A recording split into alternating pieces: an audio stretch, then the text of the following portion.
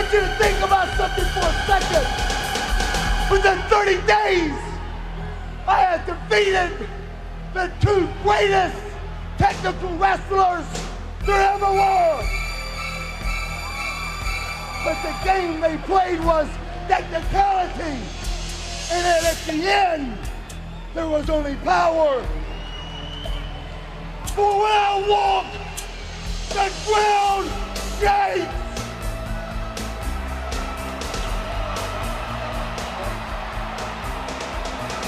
listen.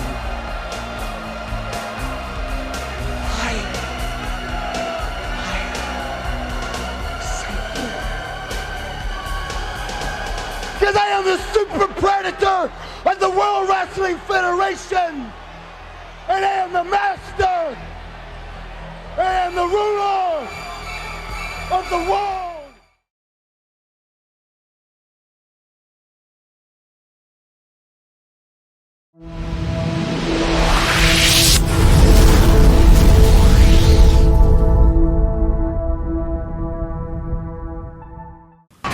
You know, and we all have our 15 minutes of fame, and I'd like to take a couple of my 15 minutes to talk about the rights and the wrongs in the world of professional wrestling.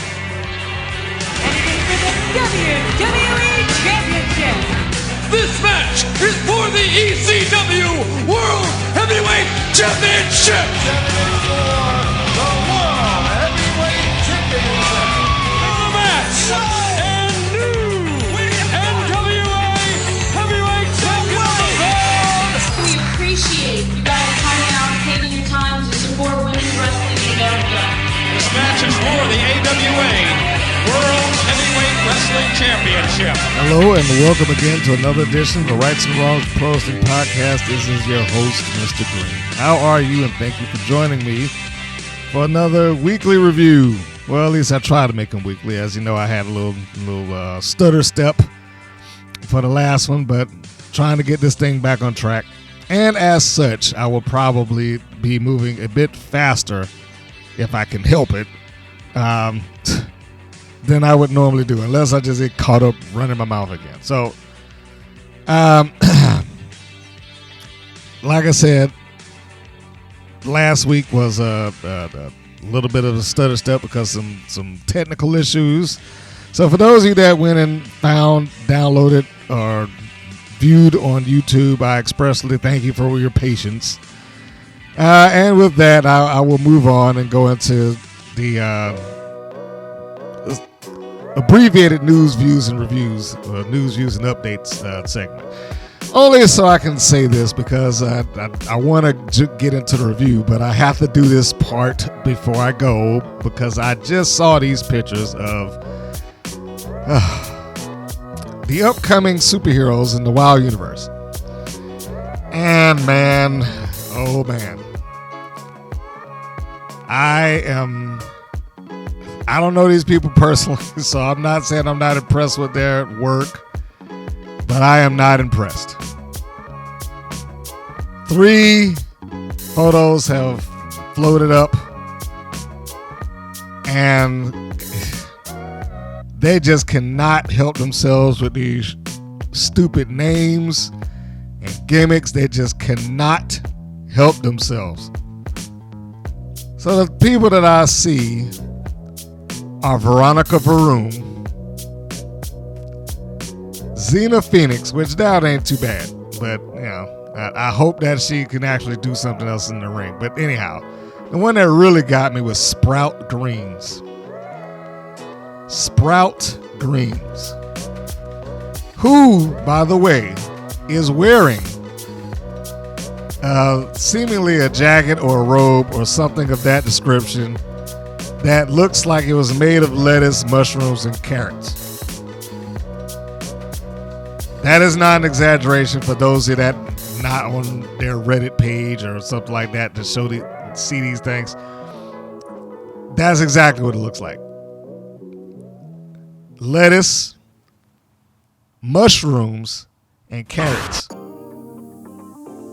And I looked at this, and Veronica Varun, but specifically Sprout Greens, the name, the look. I'm like, why on earth are they doing this? I could not begin to imagine why anybody thought that was some sort of good idea. Apparently, she's supposed to be some sort of vegan warrior. But here's the thing that really got me. And it doesn't have anything, directly to do with WoW. It is just a really, really strange coincidence and timing. I don't know. For those of you that have listened to this podcast, you know that I work in an area where we are monitoring a lot of broadcasts. And as such, we have it, running from several cities. So that is how I see WoW generally pretty regularly, because it's there when I'm on my shift. And it is also how all my coworkers started watching, because I'm there and they know I review it, and then they start watching and whatnot, which they have essentially become like my barometer for what average people would think about a product like WoW. I bring that up to say that the past weekend, as of this recording, one of these stations in Texas, I want to say it was KTXA. Now I only know the call letter, so I don't know what the actual station name is, but I know it should be based out of Dallas if I'm not mistaken. But KTXA had bumped WoW. And if it wasn't airing earlier in the day, then it was just removed altogether. And it surprised the gentleman that was working that particular station. It was like, oh man, they don't have WoW up here today. And we looked at it and said, well, what do you got? What they replaced it with? World Tag Championship. The parkour, hardcore tag league. Have you ever heard of this? It is a thing. And that is what that particular station decided to replace WoW with in the broadcast that night. They replaced, I shouldn't say replaced it with it, but they bumped it out of their time slot. It could have very well been someplace else, but World Chase Tag is the title. But it could have very well been somewhere else, but it wasn't during that day. They might have aired it Friday for all I know, or something like that. But the point being, as out of his regular time slot, WoW was removed for adult parkour tag. That in and of itself was not the reason I brought it up, but I had to set it up to get to this point. As we looked at that, it actually got some of the guys in the room like, oh man, that's great. Look at that. Look at them go. Another. And then just out of the blue, one of them said, they'd probably hire that girl up there that's doing that parkour in the tag. I was like, ha! I said, they don't need to do anything like that. He's like, yeah, they probably would. They'd name it a Flipperina or something like that. I was like, so we got a laugh off of that until I thought about it. I was like, oh my God, they probably would. How does this connect? They have. Apparently Sprout Greens, Alicona Bradford, was a competitor on that particular thing. I was like, God damn, are you kidding me? This random joke actually came true. She was on Ultimate Tag. Now, I don't think it's this particular league that we were watching. I think they were regulated by something else.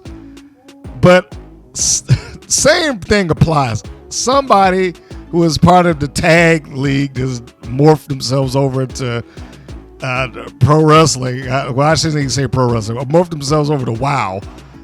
But the timing of that was so insane. I was like, how? Why? The first person I look up who's got this horrible, stupid, horrible gimmick.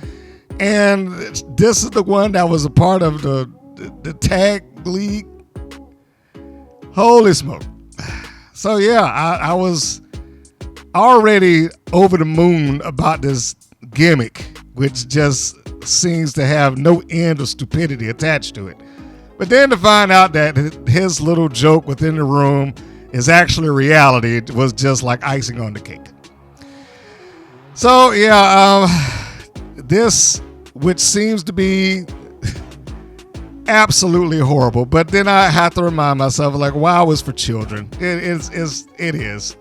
And if there was ever any doubt in my mind that this is not for grown-ups, it's not for adults, it's not for people who want some sort of serious version of wrestling, Sprout Greens is where I start and I stop with that argument. Just the name alone. This is just some other actress playing the part, I would have to assume. I cannot imagine that she actually thought, well, I trained to wrestle someplace. I would be extremely shocked because I didn't look that deep into her IMDb. But yeah, I mean, other than someone needing the money, cannot imagine any wrestler that would go there and just like, yeah, sure, I'll be Sprout Greens. And not be one to take it seriously or be taken seriously elsewhere. But whatever. I just had to bring that. Hopefully, of the three, the Xena Phoenix thing, she looks like that could be positioned and passed off as a reasonable wrestler. Maybe she is already, and that's part of why she has that. It seems less gimmicky than the other two. I mean, I didn't even try to look for any other pictures of Veronica Vroom. I was like, oh, she must be a race car driver, something like that. So which right there lets you know that you're going to get a lot of that gimmick, because when they drive that race car into that arena, boy, yeah, that'll show everybody why she's Veronica Vroom. Yeah. Anyhow, I just had to jump on that for a moment to see why. I mean, I don't know who would think that any of these things were a good idea. Well, like I said, the Xena Phoenix, maybe. But Sprout Greens and Veronica Vroom, I could probably even deal with Veronica Vroom. You know, depending on how serious or silly she portrays it, which I'm going to take a guess and it's going to lean into silly. But I could probably deal with that more than I ever could Sprout Greens. Unless you were high, I don't know why you'd even agree to that. Like, yeah, that sounds like a great idea, man. Put some mushrooms on me and carrots and stuff. It'd be awesome. All right. So anyhow, I just that was my abbreviated version. I am going to give YouTube time. Yes, this is what I do this for anybody that's listening outside of that. I'm going to give YouTube time to slot our little break, and then I will come back and we will go right into this review so I can just power through it.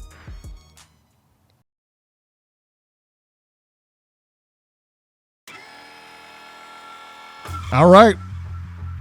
Here we go. This is the power trip we're about to start cooking on these reviews, because this episode overall was it was up and down for me. Like, it had the potential to be a good one, and then it just veered off into just awfulness at particular points. So I guess we'll do the pro and con things, the ups and downs, the peaks, the valleys, and see how this was. And I'm sure if you watch this, you probably know at least two, one match and one segment that I just had a migraine over. But we'll get to that. So, the episode title, Grudges, Embarrassment, and Rematches. The episode number 250. 250. Yeah, I forgot. That's for their seasonal count. The chronological count for me is 102. And the air date, August the 24th. The episode opens up with the commentators addressing the previous week's attack and question who attacked the beast. I wrote why. The lead heel was addressed already, and then they addressed it later on in the show. So I don't know what the readdressing this mystery is going to be, unless these underlings or henchwomen or whatever the case would be is either a big name that's coming in, which I doubt, or several baby faces, or at least one big one turned heel for some unknown reason. I don't see why this would be a big deal. Generally speaking, when you're doing the reveal, you know, you're going to get the audience with some sort of, oh my God, I can't believe that's that person, or, you know, something like that. I don't know if anybody in WoW, past or present, would lend itself to that. I mean, you would have to be like a longtime fan for, let's just say it was Tadvik. But you would have to have been a longtime fan for that to matter to you. Or, I don't know, Jungle Girl or something. You know, you would have to be a fan of the product of WoW for several years preceding this incarnation of it for any of that stuff to mean anything to you. So I don't know what the unveil would be. And if they unveil people who are already healed to the company, is like, well, all right, they're bad. So I'm not saying that it may not work out good. They may surprise me. I'll, you know, give it the benefit of the doubt. But by and large, it seems like when you do that particular thing, you have something that will get the crowd like, oh my gosh, that type of thing. And I just, for the life of me, I cannot think of any persons in WoW, currently or past, that would do that. Any change of babyface to heel that would necessarily do it, and any name that would be of value from the wrestling world, I mean outside of WoW, that would do it either. I just can't see it. I mean, the only exception to that would be something like if the Tonga twins ripped off the mask and Leia McCoy ripped it off and they were all heels now, and you know, considering if the crowd knew, but I'm not even sure. You know, that's a big stretch. I'm not saying that I don't even think that can happen chronologically speaking.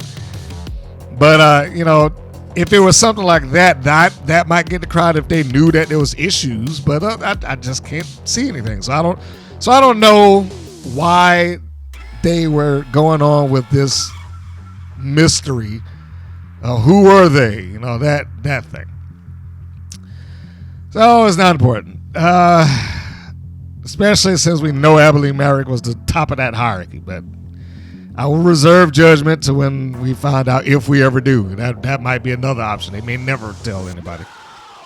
Next segment was Top Tier, the match, Top Tier versus Stephy, Slayz, Lil J Boogie, and Ariel Scott. Now, this is the third time that we've gone through this thing. That poor girl, Ariel. I mean, that poor girl. Because whatever reputation Ariel Scott had, or whatever good she could have gotten out of being involved in a reasonable story or a good one, has been just put on the ground and scrubbed into the dirt. This is also the same reason why when David McClain says something in an interview like, well, you should just watch the episodes and watch the characters unfold and the storylines get unveiled and you'll get hooked. I am really going to beg to differ. If anything, this will run people away. It would have ran me. How many times do we have to see this? Nothing's changed. No, the circumstances haven't changed. There's no extra stipulation. There hasn't been any talk between the two. There hasn't been any sort of war necessarily. Nothing's changed. It's the same thing. Oh, day in Groundhog Day. Time loop. Same thing over and over and over again. The faces change, but the result is the same. We did this with the Mother Truckers. We did this with the All-American Girls. And now we're doing it with this hodgepodge team of Lil J Boogie and Stephy Slayz. And Top Tier couldn't beat that. How do you even make claim Oh, I mean, of course they heel, they have to, but I'm just saying, how would I or should I take them as some sort of top heel team if you couldn't beat these two? And I say these two because they basically were the only ones that was in the entirety of the match. And this isn't the first time that that's happened. Like they wrestled the two partners wrestled the entire match, and then the person allegedly that the angle is built around to come in and do a move and win. Now, in this particular instance, the Ariel Sky instance, I don't know. I said before, in a joking fashion, that I was like, she always has this look of confusion on her face. And I said that, some months ago. But this time she just looked like there was always a look of hurt or uncomfortableness or something. Like, is she hurt? Is that why she had to come in there and just do a roll up and win? I was like, because normally I would not question it because I've seen it happen already. You don't have to look any further. Go back a couple of months and look at Americana and Spring Break 24/7. It was basically the same thing. They did the almost entire match, tag out the Americana. She did a moonsault and won. And it was like, all right, I got my revenge. Yay. And because of those, and I know that they did this with Ariel Sky too, because of those, I would not normally question it. It's just that, is it me? She just looked like she had this look out of breath or uncomfortable or her. It's just something. Like in her case, I can believe that they just say, look, we'll just do all the work and then you come in and do your thing. And that's fine. And if that were the case, then it's good on protecting her and everything. But just the circumstances of this match, it's not about the match itself. It's just the circumstances of this match. Why is it taking place? Why are they still in this thing? Why cannot Top Tier or Ariel Sky get out of the orbit of each other? What is it going to take for this to end? Or for somebody to be able to write something else? And if this is the best, if this is what they consider like a top angle, I dread what they're going to do next season. And I don't know if she feels in a place to where she can speak up and say, hey, I don't want to do this, or any of them for that matter. But somebody needs to talk to this creative person. Somebody needs to tell them that give it a rest or change the goddamn tune or something. I mean, they're constantly going about these bullying things that are supposed to get the people sympathetic to a babyface, but we never see the bullying. We don't even see verbal bullying on this show. Like, you just take my word for it. That's what happened. How are you supposed to not like these people? The top tiers of the world. How are you supposed to not like Campanelli or Crush or Gloria Glitter? When they pretty much like everybody else, is such a vague line between being babyface and heel in this company for most of them. How are you supposed to care that Ariel Sky was bullied allegedly when we never saw it? I just don't understand how this angle, which is supposed to have ended feels like months ago, but we'll say at the Freedom match, theoretically that should have been it. Maybe they cross paths here and there, but this particular thing should be over with at that point, and yet and still is just repeated itself, and at this point for the third time. Why?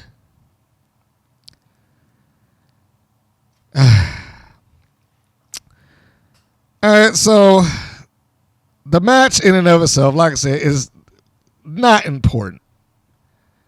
This has already been done. It wasn't some technical masterpiece. I mean, I'm not saying that it was bad, but, it's not like I'm going to say, hey, you need to go out your way and watch this match. Everybody in the match did fine, other than the dumb Three Stooges spot that the Top Tier did at some point. I don't know who came up with that. But I mean, and I know the only purpose that could have been is just for a little ha in the match. I'm gonna try to be nice. I am still not sold on Lil J Boogie. I'm sorry, I'm not. And most of this was them getting the heat on her, but I'm just not. Ain't there yet. I just ain't there. However, I will say that she did not do awful. Me, personal feelings aside, I'm not gonna take away whether or not she bumped around well and whatnot. This match also featured the first wet willy from Coach Campanelli, and I saw what you did there, Coach. It was a little bit of sleight of hand because I know that there's another person on the roster that likes to do that trick as well. So yes, I was paying attention, even though it started off with one finger, switched to the other one. You ain't slick. So anyhow, the match fine, top tier did well. Crush looks like she's getting into being a heel more and more. Much like a J Boogie, probably, has got some work to do. And it may take that. It may take her having to be in a position where she can have some more freedom. Because I ain't like Candy Crush as a babyface either. Because they made the babyfaces look absurd in this company. But physically speaking, selling-wise, bumping-wise, I did not have any issues with J Boogie in this match. As difficult as it is me to say that, I did not have any issues with her. I wrote down Stephy Slayz looks good. When she got the tag and she came in, I've not had a problem with Slayz in-ring work. Generally speaking, she seems like she keeps it within her means. that doesn't try anything too overly complicated. She, usually does the running, hook, and clothesline, which she did. She might toss a drop kick in there, maybe a body slam or a suplex or two, but she overall does not seem to do anything overly complex, which is, probably for the best. So like I said, she looked fine in this match. The only real down thing that I had here was, like I said before, the Three Stooges spot, because I don't know why anybody would line up the way that they did when they came into the ring. They all come in to help Campanelli, but they line up in a row, and I don't know why you would think to do that. It's like, that's not what unless I don't want to be the first person to hit. It's like, I'm not trying to do that in a fight or something. Let me stand behind you, and then I'll stand behind the next person. So then, after the spot that's in their corner, Slayz tags out. Sky gets tagged in. She does the roll up, and then she gets the pin. 1, 2, 3, rolls out to the floor, look like she's holding her stomach and can barely stand up. Which is another reason, she just looked like she was just absolutely uncomfortable, injured. I don't know. And that may be why she did not do more, but either that or did she wrestle earlier in the night or whatever the case would be. But she gets this and is relayed in the same way, either by the commentary or by her partners. Let's hold up her hands so everybody knows that she's the real winner here, and she's got over on Campanelli, and she's got her revenge. I was like, if she's hurt and that was what it takes, fine. But like I said, this match should not have taken place at all. If they're trying to make a team out of Slayz and Boogie, then just give them a match with two of the members of top tier and just get Ariel Sky away from this. You have to have something else to do, which I really doubt that they're capable of once I saw the preview of next week's show, and I'll get to that later when I get to that. I don't know if this is actually over. I hope it is, but with them, who knows? Next segment, Fury with Rebel Haze. I guess this will be possibly her last appearance. I know she already said that she already had her last match on TV, so I'm assuming that this may be her last appearance on the show. Certainly one of. So it's Fury in a singles match, Rebel Haze in the corner and taking on Ice Cold. The first thing that I wrote in my notes was, is this a heel versus heel match? The Heavy Metal Sisters have not identified one way or the other, babyface or heel, good or bad. They have not had a promo that explained their motivations. They've not really had a clear, defined physical act that would also give you a hint to their motivations. Now, yeah, they've done some healer stuff within the match, but they aren't the only ones. And then you have people that are, considered anti-heroes and whatnot. So they have not given you any real reason to believe that they're heel or babyface. Fury comes out there and they Rebel Haze with her and they're modeling for the audience and posing and doing everything. I was like, that's not real babyface behavior. But then they would do stuff minutely in the course of a match, like trip somebody or be a distraction and stuff like that, which also is not babyface behavior. I don't know. And then you have Ice Cold, who I had started liking Ice Cold as a part of the unit of Exile, even though it didn't really go anywhere or do anything. I wanted to see her succeed. I don't know why I had gotten favor towards her when I saw her in the ring. I mean, it might even be that. Maybe it's just the effort. I don't know. But for whatever reasons, that it just I wanted to see that thing work out as the three of them. I don't know what she has on her own.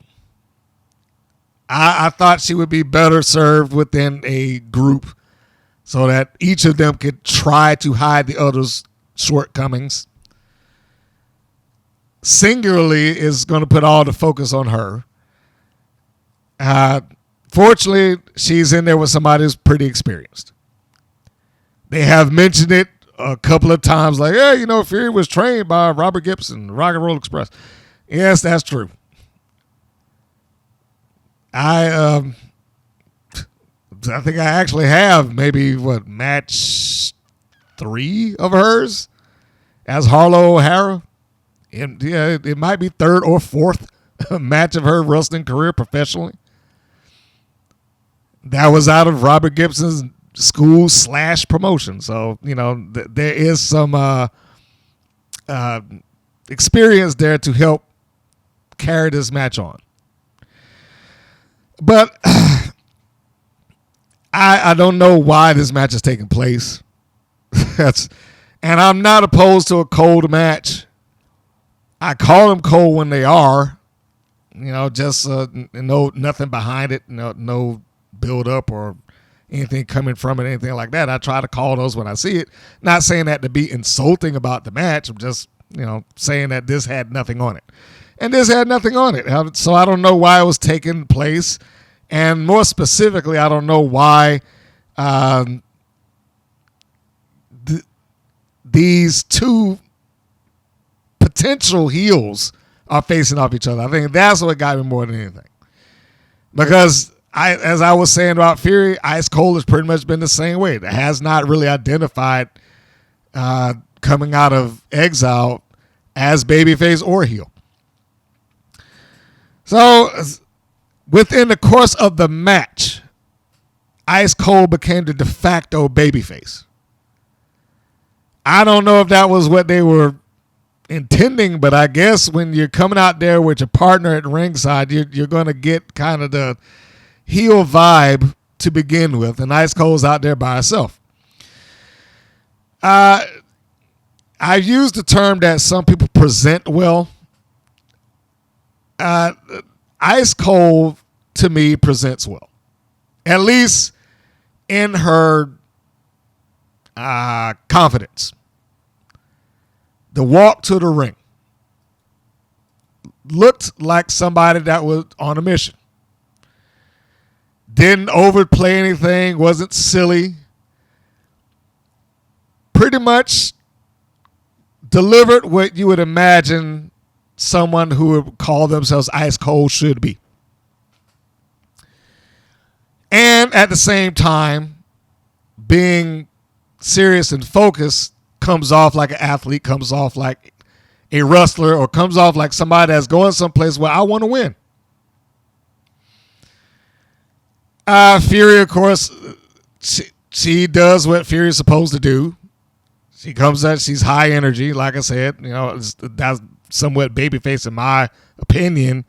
But she became like the heel throughout the course of this.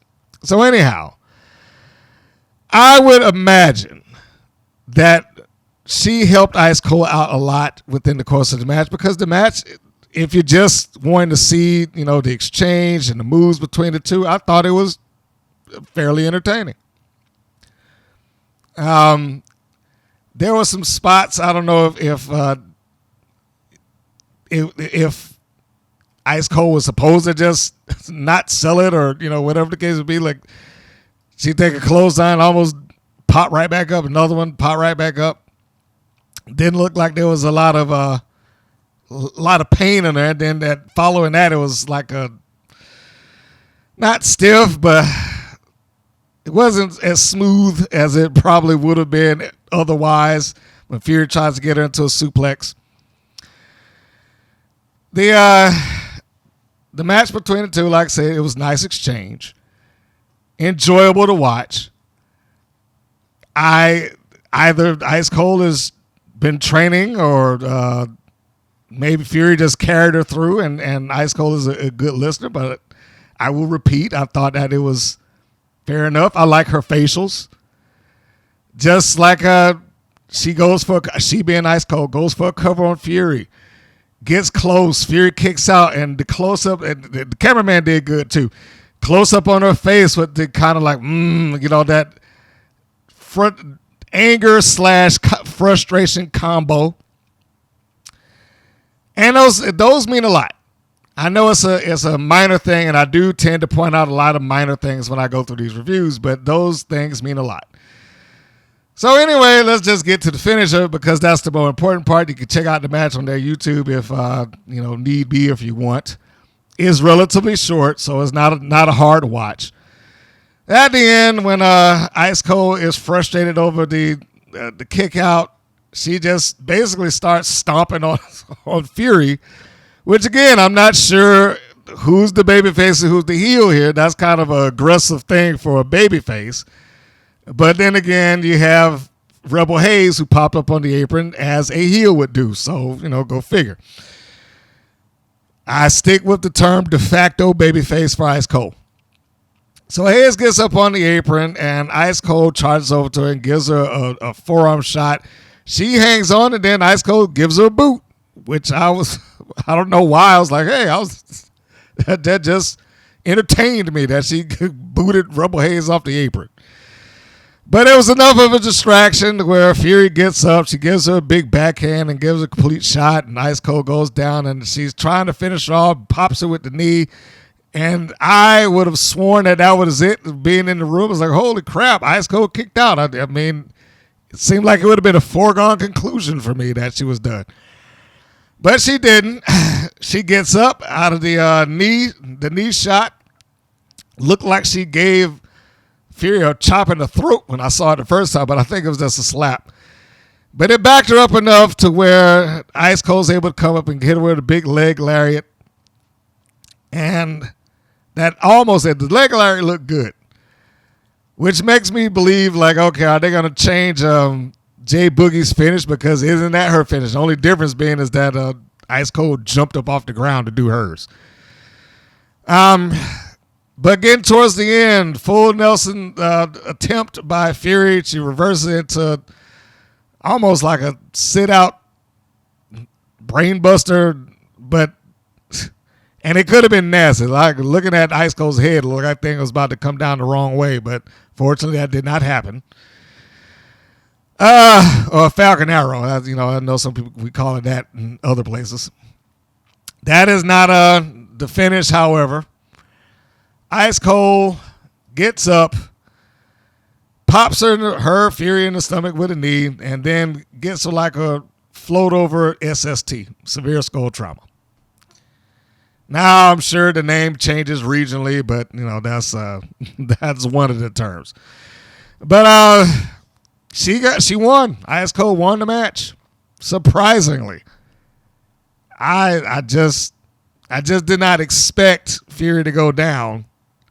But I guess the Heavy Metal Sisters have had their run, and they're going to move on to some other faces. It's a nice match. I didn't know what direction Ice Cold or Fury going in. I mean, just based on this match alone, it was nice to watch, but nothing really came of it. There was no real interaction between the two before or after. They just had the match, and then that was it. So, I don't know. The next segment, the Brat Pack versus the Dojo Defenders. Wild talks about endorsing safety first. Of course, referencing the unfortunate pop in the mouth that BK Rhythm got from Terror Strike. I'd say a few weeks back as far as television is concerned, but I'm pretty sure as far as this is concerned, it probably was like yesterday. So, that alone would explain why you got the match that you got. I guess Nice on the Wild endorsed their safety and all that good stuff. Got to put the promotion over, or the show over, and babyface the promotion. Other than the opening reference by the commentators and the little recap video that they put previously on Wild when the Brat Pack gets into the ring, and they show you the kick and the little tiny window, the tiny picture that they got there. But then, we go into like normal match mode, and BK does her shtick on the mic. And that's pretty much where that felt like it started and stopped as far as this having anything behind it or heat or whatever the case be. Like, once that reference was done, the match felt normal to me. And I say to me because this was a match that could have easily had some, I don't want to say genuine heat, but could have had some heat behind it. It would have been very easy for anybody watching to believe that these two heels would be out for blood against the Dojo Defenders, having one of them having their face kicked in and the other one, having to sit there and watch her friend get her face kicked in. It could have been, they didn't have to win it. I'm just saying they could have walked into this with some level of heat behind it and probably could have gotten a couple of matches off of it. Wherever it is that they're going, they probably neither really have any programs that they're dealing with. So I wouldn't have seen the issue in not doing it. In fact, had it been me, and once I realized or found out that BK was okay and you're ready to get back in the ring, I was like, well, you're in angle now. I don't know what we was going to do with you, but this is what you're doing now. Because it's easy, it's served on a silver platter, it's right there. And this felt like it was an opening squandered. Now, you do have to account for it may have been a case, I don't want to work with them anymore or whatever. Somebody might have said that, although I would doubt it because they had this match. I mean, there may be other factors that would have prevented Wild specifically from going forward with that or even thinking about it. I don't know. But assuming that those things are not in the way, that there was no reason for them not to be able to do it, I don't see why you wouldn't. I really don't. I would have started that angle up before this match. I would have had it. I'm sure, if I remember correctly, the Dojo Defenders had another match in between. Yes, they did. Because they said that they had won, or not they, the commentator said that they had won, but, they changed their history a little bit. I would have had the Brat Pack come out in the middle of that match and attack Tara Strike. And, of course, because Tara Strike's getting it, then, Kai has to get it too.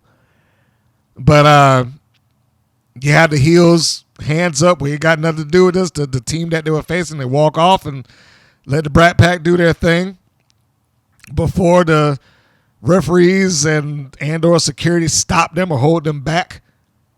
But you got to get one big move in there before that happens. A spike power drive or something, just so she can say that she got her receipt. And then I would have gone to this match. And it would have been, be serious. Forget the rap. This is about business right now. And that would have been the instructions. But again, that's just me. That's just me. Because once she got done with whatever she was doing on the mic, this turned into a normal match. It didn't feel any different. It didn't have anything behind it. It just reverted into like this is the first time we've met. And nothing has happened prior to this particular encounter. And there was a point when you start off where Gianni and Rhythm look really serious. And I was rooting for it until she got the mic in her hand and then she started talking. I knew then, I was like, this is not anything different. So she, like I said, she does her normal shtick, which is fine. And then it starts off with a little bit of comedy. So that also took whatever seriousness out of the potential of this match. Rhythm starts off like doing some mock karate or martial arts poses. And then she's like, okay, I don't want no part of that. She tags out to Gianni. So, as expected, Gianni did the bulk of the work in this match, probably for obvious reasons. I stand by saying that Gianni looks good in the ring. I think that she and Rhythm both, as a team, are being wasted in this company. They could have gotten something out of them. That they are pretty solid in the ring, fluid. They seem to have pretty good chemistry with each other. And they all, one of the things I've, kind of cited Gianni for, in my opinion, she 9 out of 10 times gets herself where she needs to be within the course of that match. She has like really good ring awareness. And I really think that this team got wasted. I honestly do. But anyhow, Gianni does, the work here. She starts off with Karakai. They have an exchange or two. Then Tara Strike comes in. They seem to play into the lethalness of her kicks because at some point Gianni goes down and she's like begging off, like, no, don't hit me no more, no, please. Just backing up into the corner. And then, despite the begging, Tara Strike just charges in anyway. I was like, well, even if she meant it, like, clearly Tara Strike didn't care. She just charged in. So I got the idea. I know that Gianni's supposed to be faking it, but given the fact that she just like, screw it, I'm just going to run in. I don't think that the begging off thing was going to do it. And then she's supposed to be the babyface here. Shouldn't it have been more of she's closing in on her, she's not paying attention, and then Gianni grab her and move her in? Not that the begging just didn't work and I try to take your head off. I don't know. Anyhow, but like I said, Gianni does great work, in my opinion. Strike and Kai, other than the errant kick that we saw in the previous match, I have not had any issue with. But they also have not been presented as a top team. They just got their first win about a week ago. I'm assuming that would have been their second because I'm guessing that considering this finish that they would have beaten the Brat Pack to begin with had the match not been called. So Gianni is again doing the bulk of the work here for the team. And she looks good while she's doing it. Very methodical. They get a lot of camera shots on Carrick High. Please, come on, tag, win, We got BK, taunting the baby face when she's draped over the ropes, and Gianni is working the knees and the leg. And what was that, a Texas Cloverleaf that she did? I mean, it's some variation of it. I know depending on where you are, but we'll call it Texas Cloverleaf for the sake of this. So she's working the legs, right? And, of course, you get BK Rhythm back in there at some point. They do something that you cannot possibly get. I was about to say can't possibly get a submission on, but I guess I should retract that, given the fact that WoW has had double pins on multiple occasions. So why not a double submission? So rather than hold on to the submission hold that Gianni had, she tags Rhythm tags in, and she gets the front end of Terror Strike as Gianni has the back with the legs tied up, and the referee counts, and she has to get out. She being Gianni. Rhythm comes in, and I guess Terror Strike's legs are fine now. It's moving around pretty well. Rhythm comes in, and then when she is able to, she being Terror Strike, to get some sort of offense on Rhythm. I know that BK just got hurt, and you certainly don't want to put her in danger, but there has to be a happy medium because those strikes just look like they couldn't break an egg. And they were, I can only imagine that she's trying to make sure that she does not hurt her again or potentially, make what happened worse. The palm strikes did not come off well on TV, regardless of how they might have felt. Did not come off well on TV. They have their little exchange, so they, I guess, provided the illusion that BK Rhythm was in this match for, I don't want to say significant amount of time, but she got the chance to get in the match. That's a better way to phrase it. She got in the match, but she didn't have to do a lot. She did a nice clothesline to Terror Strike in the corner when she whips her in there. I mean, she wrapped that thing around her throat, or at least her neck, the side of it. They were doing well again. I like them as a team, even in this hurt phase that BK is in. They the little bit that they do seems well to me. And Terror Strike, the Dojo defender, she had great patience. Looked like she was trying to find her second win on a couple of occasions, telling the referee no, and all that stuff. She does well. Partner over there, trying to get her excited. So all four players here, I enjoyed, and I would have liked to have seen this when the heel team were at 100%. I think it would have been a far better thing if you could have actually had a match. And again, if it match had some kind of heat behind it, but it didn't. So the end, Terror Strike is able to get free of Gianni. Karakai comes in. They have all four in the ring for a moment or two.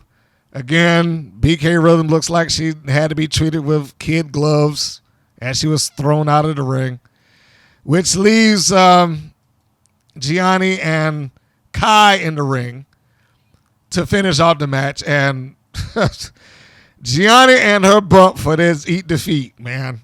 I mean, it was almost Dwayne Johnson-like in her selling.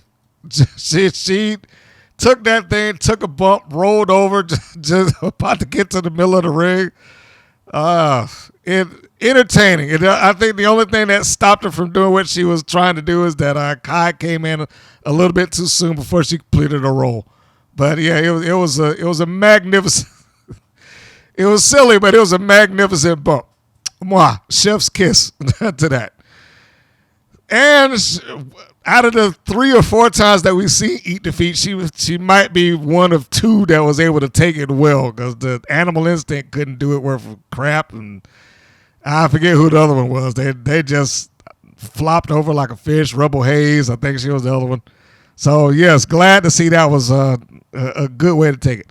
That was one of the peaks of the show. Coming off of the valley of the first match, Fury and Ice Cold was bringing it back up. This match was a peak, and then we turned right back down. Now, before I leave the Brat Pack and Dojo Defenders, I have to repeat, I thought they should have gotten something else out of this. I think it was right there for the taking. I can't imagine, anybody who can look at them and not feel that this woman wouldn't want to rip Tara Strike's head off. Or at the very least, just get revenge. It was right there, guys. I don't know. The next, it turned itself into a pointless match. All right, now I'll move on. The next segment, this is some awful acting. I'm sorry, but yeah, this was not good. I will use the term that my coworker said. It's like, this was like if some kids in middle school got a camera and just decided to shoot a segment together and upload it on YouTube. And I have to go with that. Like, almost everyone outside of the sphere of WoW looks like they just got off of a college campus somewhere. It's like, hey, put on this security suit and act like you're the security. Put on this thing and be our maitre d' or the clerk or whatever the case would be. So we got this, segment where Lana Star comes back to her hotel. Remember the one that the mother truckers were in and ran up the bill because some Nimrod walked by like, oh, Lana Star, right this way, without asking for ID or a credit. Well, apparently Lana Star just gave these people a credit card of hers before she showed up for a room that she never officially checked into. None of this makes sense. The material is crap, and it's only worse with the acting that's in it. And I like them. That's a bad one. They seem like sweet young ladies. Them being Miami Sweet Heat. But I mean, I don't even know how you would choose to deliver these lines. One of y'all should have spoke up and said, hey, you need to rewrite this. This is terrible. But anyway. So they come in, the 3 of them, Lana Star and Miami Sweet Heat, who we never see again in this episode. They come to the counter. She's like, Lana Star here, and Miss Star, and this guy just happens to have the folder with her bill sitting right there waiting. And he proceeds to give her what appears to be like a 50-page bill. Like, what is this supposed to be? And and then she takes a point to flip through it like, what is this? Itemized. Look, what could you possibly order in any hotel that's going to give you that many pages worth of an itemized invoice? So anyhow, they do this whole thing where they decide, somebody must be running up their bill, but who? And then the line of the segment is like, I got an idea that this place must have security cameras. I was like, okay, so now the hotel security is going to just give them the footage so they can take it off to WOW and air it on TV. Meanwhile, there's a note written on the mirror from the last segment that no one's bothered to look at. Like, I guess the hotel staff didn't see this. Like, hey, somebody wrote on this thing. What's this about? They didn't get a chance to go into the room. No one asked about who these two yahoos are before they checked in or checked out. They just let them leave the premises without paying the bill.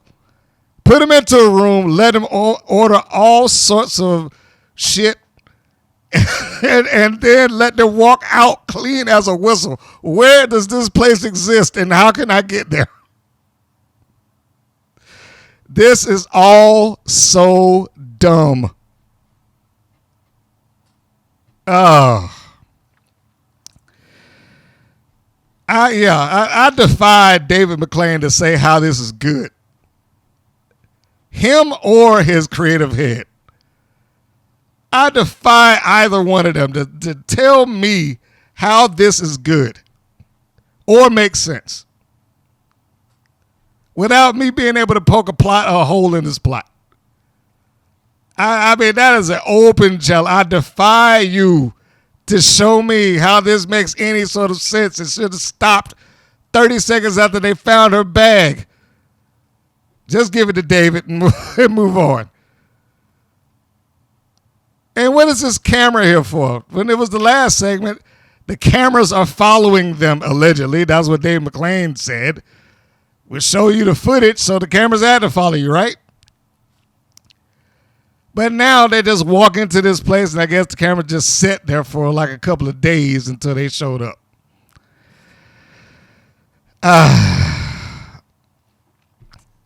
Anyhow, this segment was absurd. This was the valley in this show. I don't know if I have the words to explain how ridiculous this is. I mean, part 1 and part 2. The mistaken identity, this bill that they walked into, I don't know. So we move on to the squash match of the episode. This segment features Reina Del Rey and Sandy Shore with her partner, Crystal Day, coming out the ringside.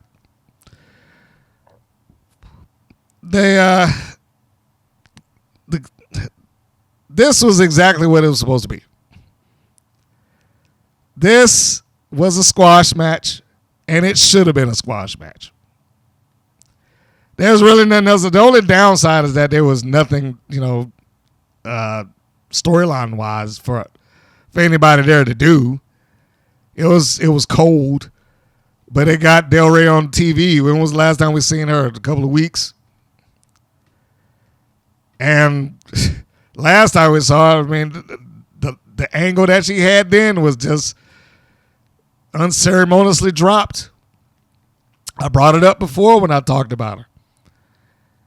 She has had, angle-wise, storyline-wise, as far as WoW is concerned, she has had the worst run of luck that probably anybody in that company has had. I mean, maybe, if we want to look at the bright side, maybe it saved her from having to deal with some storyline stupidity, because the more I see these angles and stories, the more I feel like it probably wasn't going to end well anyway. But, I mean, just take into account, when she got there, it was in a feud with the Beast over the Wild Championship, which got dropped after Tormenta got introduced to it, and then the Beast ankle got broke. Then she had to go over to a tag team with Wrecking Ball, Last Call. And they were going after the tag team championships until somebody in that match got hurt. And then that angle got dropped. And not just dropped, the finish was edited out completely. And then we go over to the next angle. Hired as a bodyguard for no apparent reason for somebody who had already beaten the person that she needed protection from. It is as I say, by the way. So, I'm not just rambling. That is exactly how it was. And she's the bodyguard for Gambino, and then that gets unceremoniously dropped because apparently Adriana Gambino got hurt. Not a good run in terms of those angles and stories. But here, she got the chance to come back out and be a monster. She got the chance to take what Spring Break 24/7 should be. They are a team that should be thrown around and beaten up.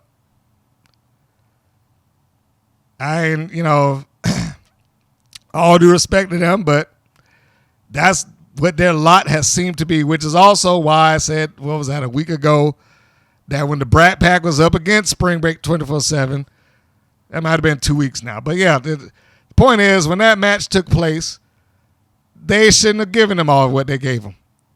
Spring Break 24/7 is a team to put other people over. I'm sorry, but that's what they are, at least at this phase of their career. That may change, but as of today, that's what they're there for, to get beaten up and tossed around. And that's what happened here. Short match, probably 3 minutes long, if that, where Del Rey got to walk in there and look dominant and beat her up. And there wasn't a lot given to Sandy Shore. And I would say, in this case, as it shouldn't have been. She didn't need anything. This clearly was a Del Rey showcase. So, the end of the match is exactly what I said. It's a Del Rey victory. And she leaves Sandy Shore laying on the mat, following a clothesline,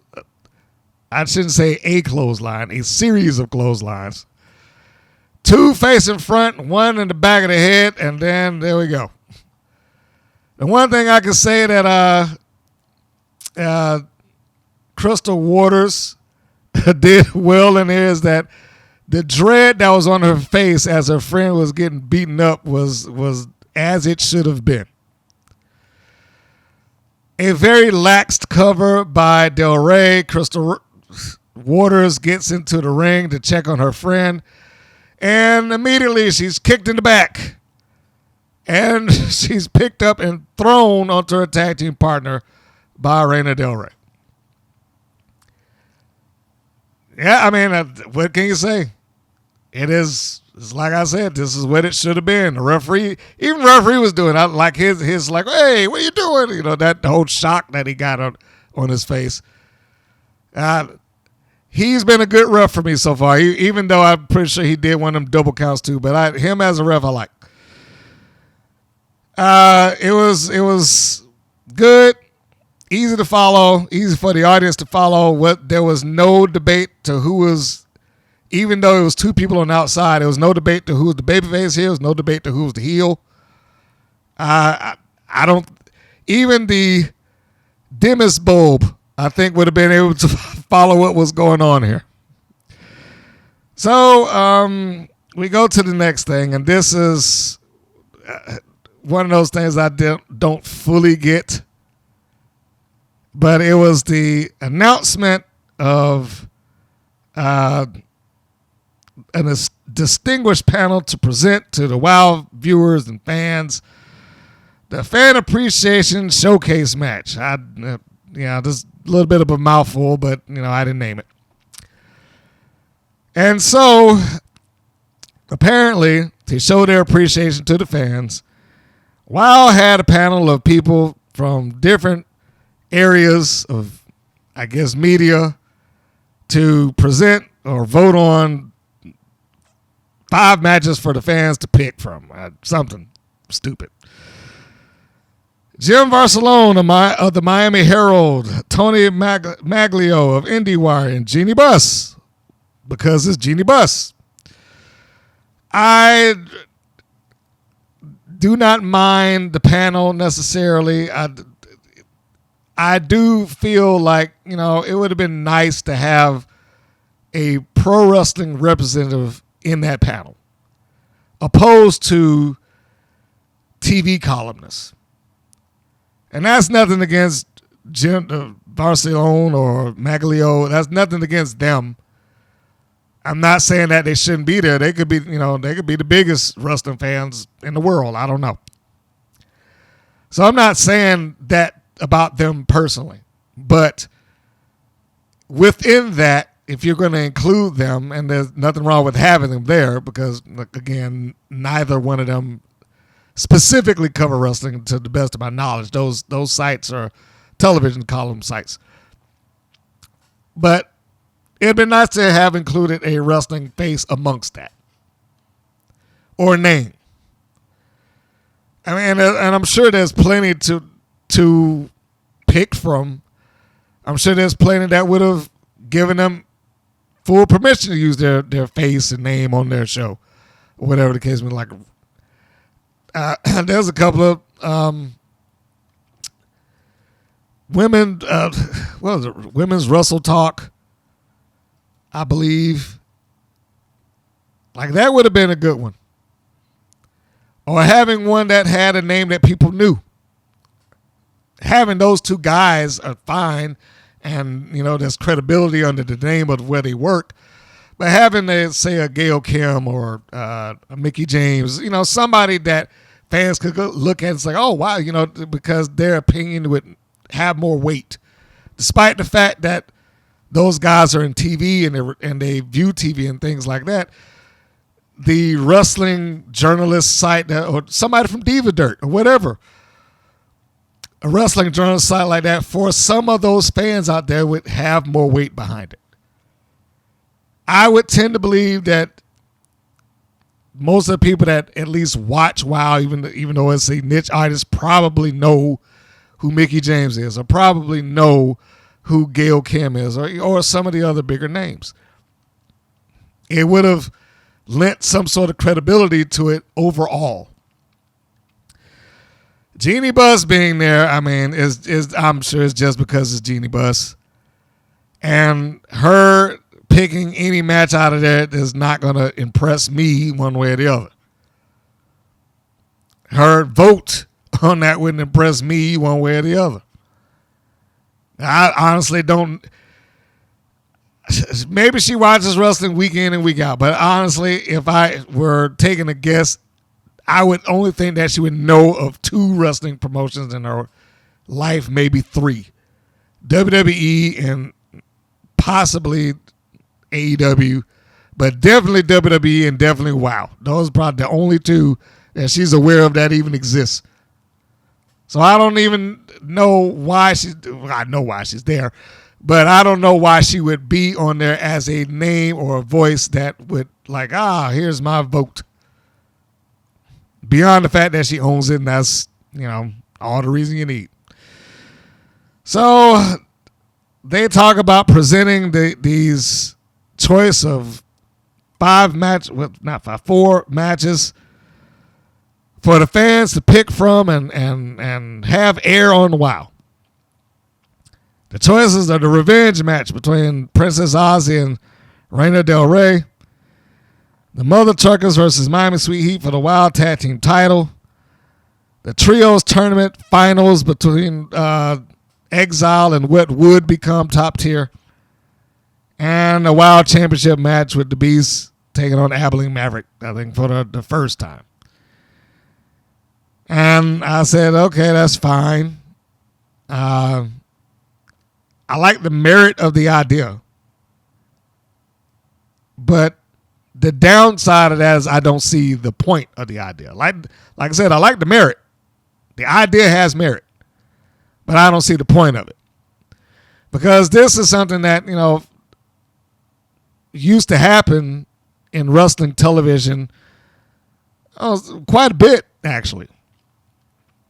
But generally speaking, when they did that, it was matches that were behind a paywall or something of that nature. So when you got it and it's like, hey, next week we're going to show you in full the match from Super Brawl with Sting and Ric Flair going to the classic, whatever the case may be. when it was something like that, you felt like oh man, I'm getting something, a bonus here. And whereas, I will say again, whereas I think the idea has merit, I don't see the point of it, because all of these matches that they're talking about are available right now. Not only did they air for free on television prior to all of this, you can go and see each and every last one of them right now as I speak on YouTube. There's nothing that's stopping you to like to making you have to wait to see this. It's there. It's already there. It's out. So I just did not get the point of it. I honestly don't. Most oftentimes, you could probably get away with, doing that. Definitely if it's behind a paywall. But if it were let's say a classic match that was highly talked about that took place on WoW, I would use one of those. Or if it was a match that was fan appreciation includes this match unedited, for the first time you'll see them, the match, because of time constraint, fans, we have to edit the matches down, but for the first time you'll see it in its full 18 minutes, or something like that, where you feel like you're getting something extra. I just do not see how you could feel like you're getting something special here. You know what I mean? Yes, it's fan appreciation, and it's nice to do that for the fans, but I feel like you do that by giving something that would carry a lot of value for the fans, rather than just a repeat of, what's already readily available as of right now. And that's the other thing. You're living in a world where it can be pulled up at will. When this happened before, you didn't, unless you recorded it on VHS or something, you weren't going to just have access to that match out of nowhere. Now you do. So it does take something off. But and the only two scenarios I can see that this would work well with WoW is what I just said. If it was an unedited version of the match, like this match took place, but it had to be trimmed down for commercial purposes, and now we're going to show you this in its entirety, or it was a match that took place behind a paywall, or a match that was never released. Like those I can see. But just to pick from these matches that I promise you can scroll through their YouTube videos tab, and you'll find them. He said it on the show. David, I'm going to have to go on YouTube and watch these matches so I can vote. I'm like, well, what if I can go on YouTube and watch these matches? Then why do I care when it comes on in 2 weeks? So anyhow, moving away from that, the next segment has Lana Star, Vicky Lynn, Penelope Pink come out the ringside. Like I wrote down, where did Miami Sweet Heat go? And Lana cuts a promo on Tormenta and Sophia Lopez and says that Pink is going to destroy Tormenta. She references that Tormenta, I guess, got in Penelope Pink's way back in months ago. And that was, it was months ago, but it was at least nice to have the effort to try to tie in the reason why I dislike you. So that was, if we had Del Rey and doing the squash matches, getting the show out of the valley, this was heading back towards a peak. So they did the reference. She's like, do you remember when that happened? And, Pink picks up on it. Like, absolutely. So I have not had an issue with her when she cuts a promo. And again, I don't know whether she is cutting that fresh off the top of her head. I don't know if she has it written down and then she memorizes it and she just executes it well. But as far as that, I think she does well for her. I wanted her to destroy all that stuff like that. So we have Lana and Vicky Lynn at ringside with Penelope Pink. And there she is taking on Tormenta with Sophia Lopez. Now, I like Tormenta. I like Tormenta, but that wasn't, I meant to say Sophia Lopez. I do like Tormenta, but I like Sophia Lopez. However, I don't know where they're going with her right now. And that's the reason I brought up that I like her. Because I do, but I just don't know. Like, as a babyface manager, it's hard for her to do stuff. She's mostly reduced now to just begging and pleading at ringside. She looks great. Beautiful smile. Comes out there shaking hands, smiling at people, giving out business cards. But once that's over, that's over. She is just eye candy at ringside from that point out. Without her being a heel, there's not much that she can do. She obviously can speak, but she's not as strong of a linguist necessarily to be a full-on mouthpiece for a babyface Tormenta beyond that she would translate for her. She is babyface, so she can't cheat. And, you know, it really takes away whatever she could do. I just think, I mean, she has to find something that they can use it for. The WoW has to find something they can use it for. Because as I was watching throughout this match, it just kind of struck me. I mean, I know I thought about it before, but it really felt like it was illustrated right here. She couldn't even be used as really an equalizer. As, you know, babyface equalizer to stop Lana Star because Vicky Lynn was there. Almost at every leg, I want not minimize isn't the right thing, but almost at every turn here, she's kind of at a disadvantage in terms of what she can offer in that situation. But I guess time will tell. Maybe they'll get her in a feud with the new evil lawyer that shows up in WoW. I don't know. Before the match starts, you know, Dave McClain, of course, talks about Tormenta being Mexican champion. And I don't know why he keeps carrying on with that. I've said before, I don't mind that she is the referenced Mexican champion for this unnamed wrestling promotion in Mexico. But that cannot continue to be the one acclaim that she has. It was the thing that they used to prop her up as being a number one contender. Now it's the ongoing claim that she was the Mexican champion to make her something within that company. She needs to do something within that company. Whether that be a string of victories, whether that, you know, be saving the day with somebody, whether, you know, some angle of memorable note or something like that. But she needs to do something with that company and not just be, well, she's the Mexican champion or the former Mexican champion.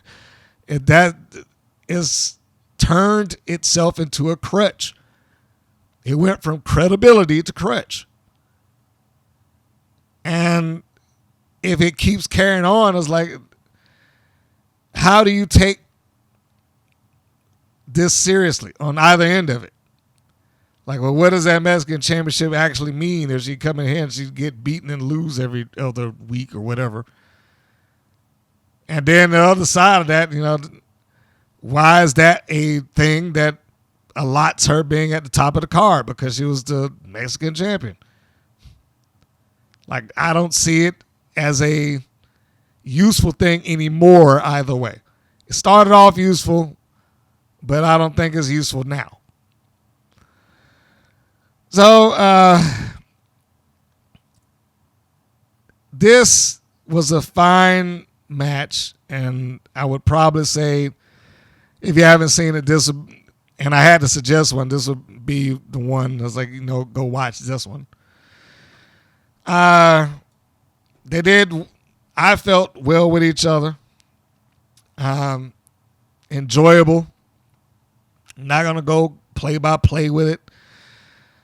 Tormenta got a chance to do, you know, nice moonsault off of the apron to the floor. And Pink got a chance to do her signature sliding German suplex. And then, and again, it was a nice, enjoyable match where you got to see some fairly good wrestling there. The downside that I had was at the end. And it was only because it seemed, I want to say implausible, but let's just go to the end and then I will describe it. So I talked about her doing the moonsault on the floor, right? So she does the moonsault to the floor and she's got the crowd pumped up. Referee comes out there and checks on Penelope Pink. Pink gets put back into the ring. And then as she's rolled into the ring, Vicky Lynn comes and pretty much beats up on Tormenta, right? And you saw Lopez. They got a close-up on her for a moment where she got to chant for her friend, but again, she's pretty much helpless here. So Vicky Lynn comes over there and beats on Tormenta, but all of that seemed like it was for nothing because the second that she got back up on her feet, she was right back in action. Like she didn't necessarily no-sell it, but it had very little effect on her overall. So she being Tormenta hosts Pink up on her shoulders, possibly going for a TKO or something like that. Pink rakes the eyes. She's able to hit natural selection, which is their version of, what do they call it? Pretty in Pink. So she pops her with her finish, and that's it. 1, 2, 3. She gets on the mic and starts yelling. Well, before I go into that, you got to have David McLean yelling, "It was Vicky Lynn! It was Vicky Lynn!" Which is what he did. That can be very, very annoying. So anyhow, she cuts a promo basically talking about she is still coming after the Beast and all that stuff. And that was it. The show was done. But the note that I put here after watching this and then hearing the promo is the main event scene in WoW as of right now is pretty stagnant. It is Penelope Pink, the Beast, Tormenta, and I don't even know if I would say that Princess Ozzy's still part of it. But that was it. I mean, that is the main event scene. Possibly Abilene Maverick. And it's not the lack of talent amongst people that are in the scene. It is that it's been there for a while now, and it's possibly due to change things around. Yeah. There are several talented individuals in that group of people that I named that I like, but it's almost as if WoW made very little effort to improve anyone in the show, to raise them up, to elevate them, to get them to a point where they might be of value as a main event player somewhere down the line. At this stage in WoW's growth and evolution, they're coming up on their 3rd season now. I would think that they would be trying to get some other people up there to challenge for the title or, just a different face to be able to go for it. And I don't mean the random offset challenger, because they've had people go for it. They had Classmaster and whoever else. But there's never been an angle with them. There's never been any long-term thing. It's just they had the match and that was it. Pink stays in the rotation. Tormenta stays in the rotation. Beast stays in the rotation. They almost never have left the championship orbit in some form or fashion. it's not a bad thing to have them be top players, but it's probably time that they have some additional ones. I would think that would be the safest route to go to keep this thing up and fresh and have, some other challenges rather than just the one-off match that the Beast might have with whoever she happens to have it with. And just like Jesse Jones, we thought we were going to get that. That didn't go through, and what might have been or could have been her getting into that main event circle seems like that's just, a pipe dream at this point. Because I can't imagine that she would just get another shot after squandering this. So anyhow, I don't know how I think about this show in its entirety. Like I said, it has some peaks and valleys. But the valleys kind of stroke me worse than the peaks. The skit, the top tier, just those things. The wasted potential of a good feud, potentially. Good main event match, but it still felt like something was stalling. That's probably about the best way I could put it. The main event was a good match, but it felt like something was stalling. Stalling in that it, like I just was talking about, the same couple of people in the orbit of the championship. We just came out of Pink challenging for the title not all that long ago.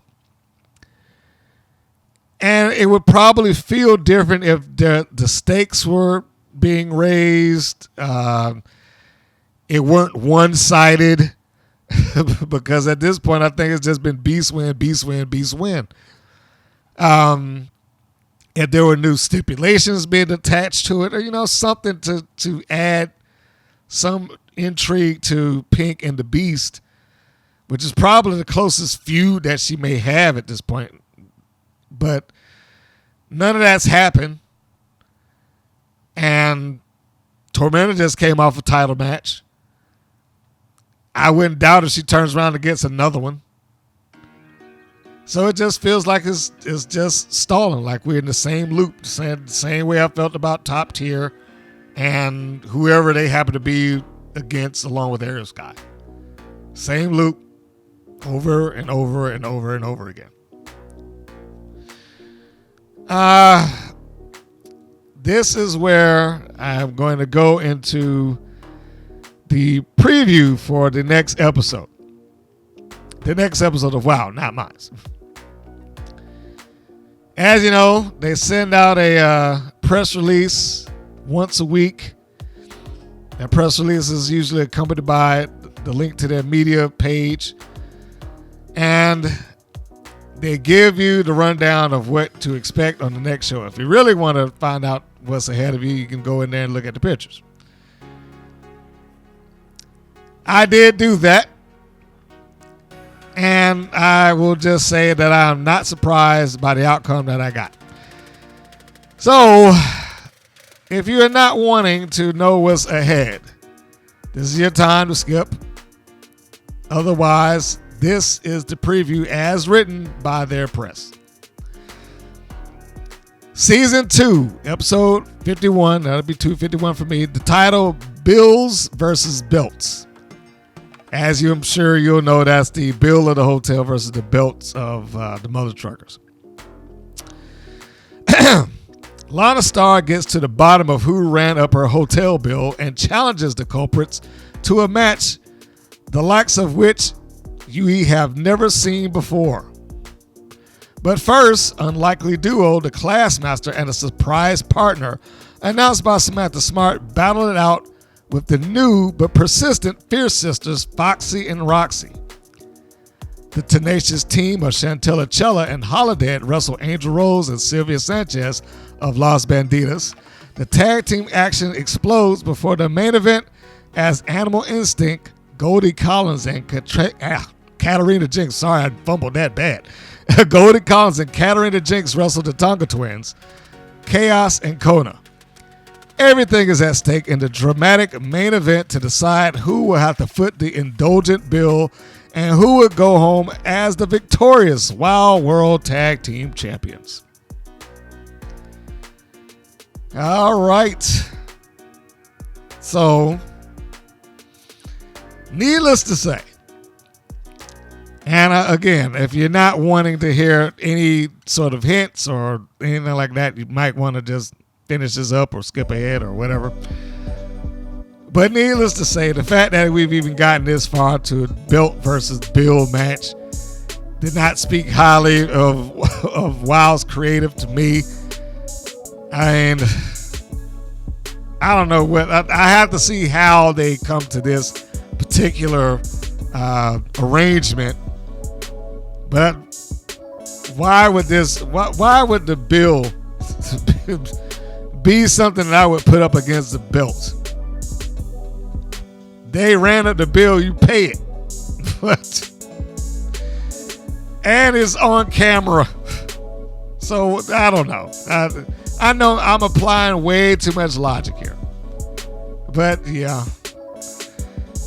I am not overly interested in Animal Instinct versus the Tonga Twins, but I guess they got to finish up all the footage of the Tonga Twins. Chella and Holiday versus Angel Rose and Sanchez could be fun. I don't know what to expect off of the main event, except for maybe some smoke and mirrors in there. But other than that, I don't know if this is an episode that I would particularly look forward to seeing, just based on where they seem to be going with this. And you might get some of that just on my voice or tone. So we'll see. I won't specify and spoil anything as I am looking at the photos now, because there seems to be a lot going on. But we will come back at this thing a little bit later on. We'll see these matches, who the surprise partner is. I guess I did see already. Who goes come out on top in all this full-on tag team match. Well, tag team match show. Now that I'm saying, every match is a tag team match. And the return of the Fierce Sisters. It's been weeks, and they finally pop back up on television. Interesting. I guess this might be the one where I get to see whether I care about this team or not. I probably don't, but we'll see. On that note, I'm going to wrap it up, because I was trying to get this abbreviated because I was catching up with episodes today since I had gotten behind with the little transfer of assets and everything to a new, fresh editing page. So hopefully that'll take care of the problems for some time. If you haven't done it, please be so kind to like, share, subscribe to the channel. If you're on YouTube, if you listen to this podcast platforms, a subscription there or a review podcast would help. If you are unable to find those, but you want to download the MP3 version, I don't know why I was fumbling over that. If you want to download the podcast in audio form, that's probably easier to say. You can always go to the WPN site. It's WPNWrestling.com. And the centerpiece for everything that I got, including the 24-hour-a-day, 7-day-a-week stream featuring matches and interviews and things of that nature, dating back to 2013 when I kicked this channel off in the first place. And I think that does it. Let me know what you thought of this episode. Was I being too harsh on this 6-woman tag of top tier all over again? Am I being harsh on the acting of the segment? Does it make sense to you? Let me know. Put it in the comments. And on that note, folks, thank you for tuning in. As always, I appreciate your time and your ear. And this is Mr. Green saying that this is Mr. Green saying so long. And we will see you on the next go-round. Take care, everybody. Thank you for listening to the WPN's Rights and Wrongs of Pro Wrestling. If you have questions or comments, please contact us via our Facebook or our YouTube channel at the Women's Pro Wrestling Network. If you're new to the WPN, feel free to subscribe to our channel and like our page. We appreciate your support. Thank you again for listening.